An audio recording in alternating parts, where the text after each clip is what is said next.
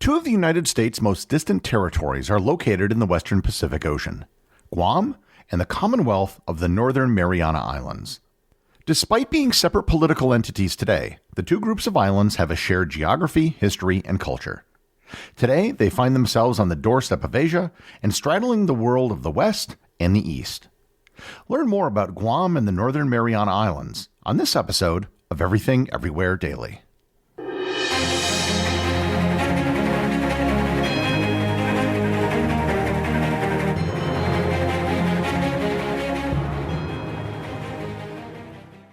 This episode is sponsored by NerdWallet. Nerds! When it comes to general knowledge and history, you know I've got you covered. But who do you turn to when you need smart financial decisions? If your answer is NerdWallet, then you're absolutely right. And if it's not, let me change your mind. The nerds at NerdWallet have spent thousands of hours researching and reviewing over 1,300 financial products. And they have the tools you need to make smarter financial decisions. Looking for a credit card? Go beyond the basic comparisons, filter for features that matter to you, and read in-depth reviews. Ready to choose a high-yield savings account? Get access to exclusive deals and compare rates, bonuses, and more. House hunting? View today's top mortgage rates for your home sweet home. Make the Nerds your go-to resource for smart financial decisions. Head to nerdwallet.com/learn more. NerdWallet. Finance smarter. Disclosure: NerdWallet Compare Incorporated, NMLS 1617539. What do Mattel, Banana Republic, ButcherBox, and Glossier all have in common? They power their businesses with Shopify. Shopify is the most innovative and scaled commerce platform on the planet that also happens to have the best converting checkout on the planet. And that's no industry secret. That's Shopify. Learn more at shopify.com/enterprise. Normally when I do an episode like this, I focus on one country or territory at a time. Technically, Guam and the Northern Mariana Islands are separate political entities, but the political separation is more of a historical accident. The Mariana Islands, located in the western Pacific Ocean, are an arc-shaped chain of 15 islands stretching over 1,500 miles or 2,400 kilometers. They are roughly equal distance between Japan, the Philippines, and Papua New Guinea. Politically, they're divided between Guam and the Commonwealth of the Northern Mariana Islands, which includes islands such as Saipan, Tinian, and Rota, as well as smaller volcanic islands in the north, most of which are uninhabited. The archipelago is part of the Pacific Ring of Fire and has several active volcanoes, such as Pagan and Agrahan. The region also contains the Mariana Trench, the world's deepest oceanic trench, with the Challenger Deep Point reaching nearly 36,000 feet or 11,000 meters below sea level. The islands are primarily limestone and volcanic in origin, with lush tropical vegetation in the south and more barren volcanic terrain in the north. The tropical marine climate brings weather temperatures and seasonal typhoons, influencing the island's ecosystem and agriculture. The island of Saipan is noted to have the world's most stable temperature. The islands are part of the greater region known as Micronesia, which includes such island nations as Micronesia, Palau, and the Marshall Islands. The native people of the Mariana Islands are the Chamorro. Genetic evidence suggests that the Chamorro probably migrated from Southeast Asia sometime around 3,500 years ago.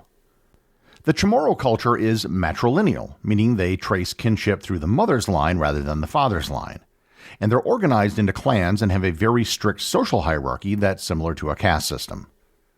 The Chamorro were excellent ocean navigators, which was necessary given the size of the archipelago. Perhaps the best-known artifacts of the Chamorro culture are lati stones. Lati stones are large pillars with a hemispheric stone at the top, and they served as pillars for raised buildings. Today, lati stones are seen as a symbol of the Chamorro people. The recorded history of the Mariana Islands began in 1521 with the arrival of Ferdinand Magellan. Magellan led a voyage to circumnavigate the globe, and Guam was the first island he reached after the long voyage across the Pacific Ocean. The fruits that Magellan and his crew found on Guam saved them from dying of scurvy, something which had already killed several of his crew members during the crossing.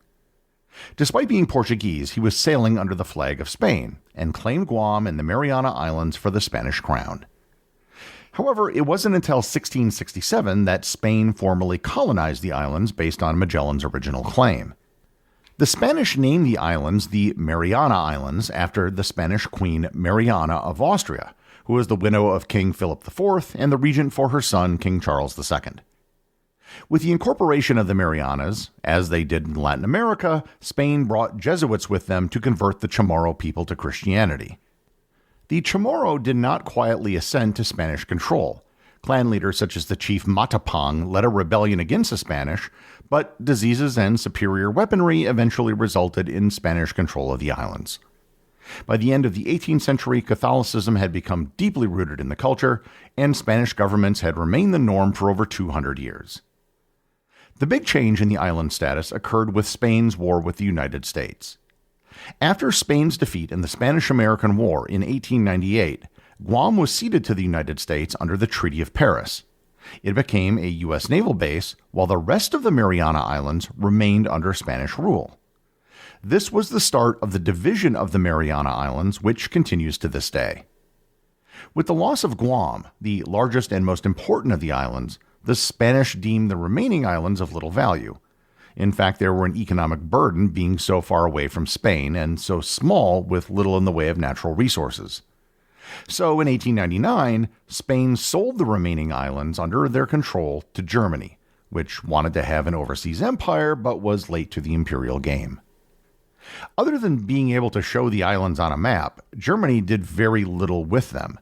The Germans used the islands primarily for coconut plantations and trading posts with minimal direct governance. Germany's control over the northern islands was brief. With the outbreak of the First World War, the Allies seized all of the German territories outside of Europe. The Northern Marianas were seized by the Empire of Japan. After the war, the League of Nations granted Japan a mandate to administer the islands. Japan's approach to administering the islands was very different from the Germans. Much of this may have been due to simple proximity.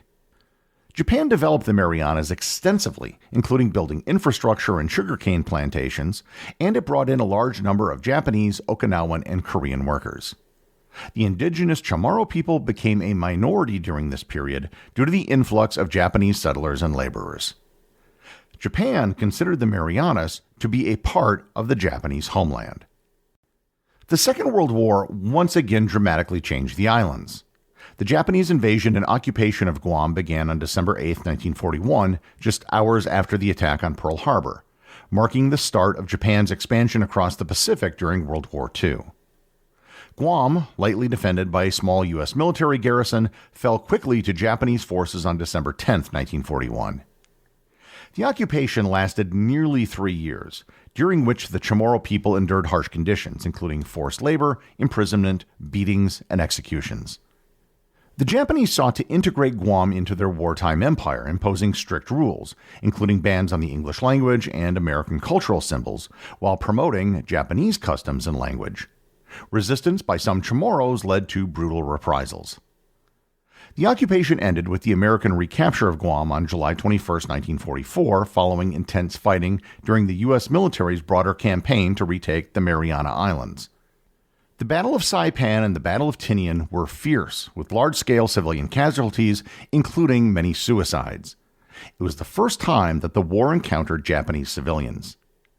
The Marianas played a key part in the conclusion of the war, as the island of Tinian was the point of departure for the missions that dropped atomic bombs on both Hiroshima and Nagasaki. After the war, the United States resumed control of Guam. The newly created United Nations then established the Trust Territories of the Pacific. One of the territories was the Northern Mariana Islands, which was to be administered by the United States. The other trust territories included Palau, Micronesia, and the Marshall Islands. The trust territories of the Pacific were never designed to be a permanent solution. Eventually, all of the trust territories had to make a decision, either to seek independence or to become a U.S. territory. All of the trust territories selected the independence route, except for one, the Northern Mariana Islands. In 1975, the people of the Northern Marianas voted to become a Commonwealth of the United States, and in 1978, they officially became the Commonwealth of the Northern Mariana Islands.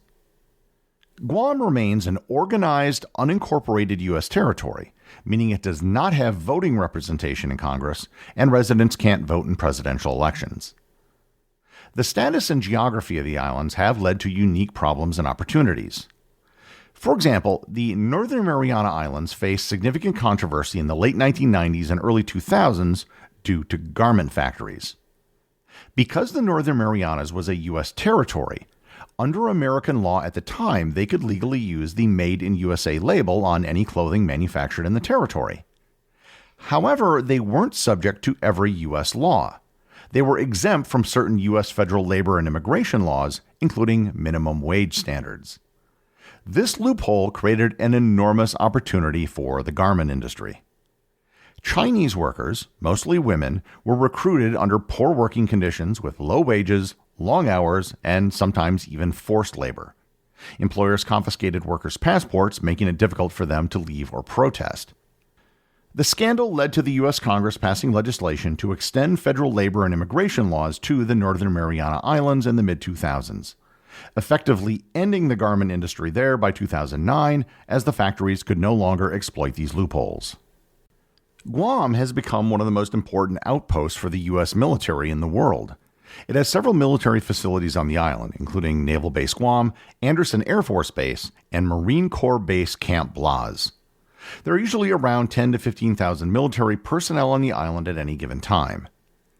The importance of Guam as a military outpost is probably only going to increase in the future. There's been talk for several years of the United States closing its bases on the island of Okinawa in Japan. There are about 2 to 3 times the number of military personnel on Okinawa compared to those in Guam. And should the Okinawa bases ever close, most of them would probably end up moving to Guam. In addition to government spending, both Guam and the Northern Mariana Islands economies are heavily dependent on tourism. In particular, visitors from Japan, South Korea, and the United States.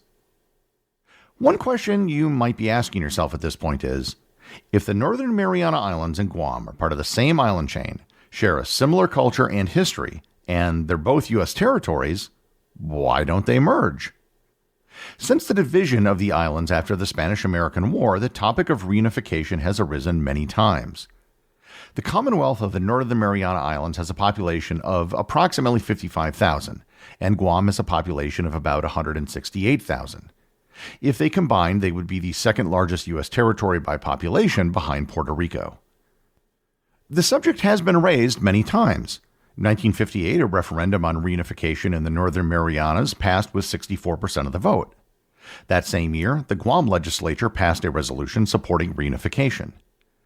In 1969, the people of Guam rejected reunification in a referendum, and the people of the Northern Marianas again voted for it.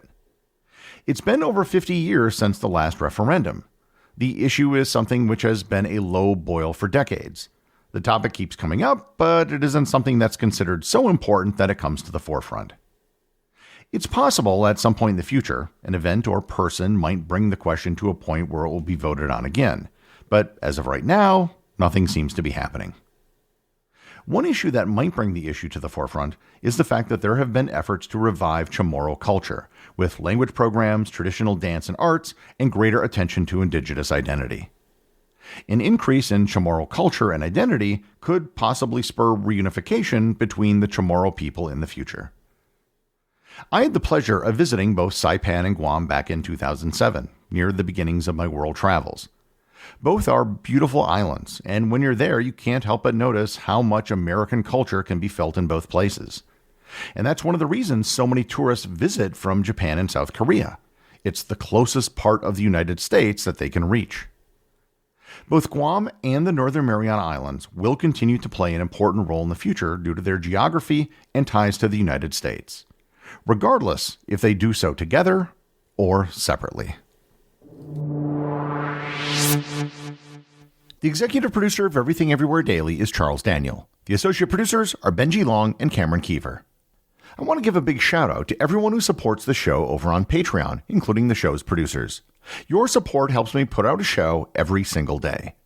And also, Patreon is currently the only place where Everything Everywhere Daily merchandise is available to the top tier of supporters. If you'd like to talk to other listeners of the show and members of the Completionist Club, you can join the Everything Everywhere Daily Facebook group or Discord server. Links to everything are in the show notes.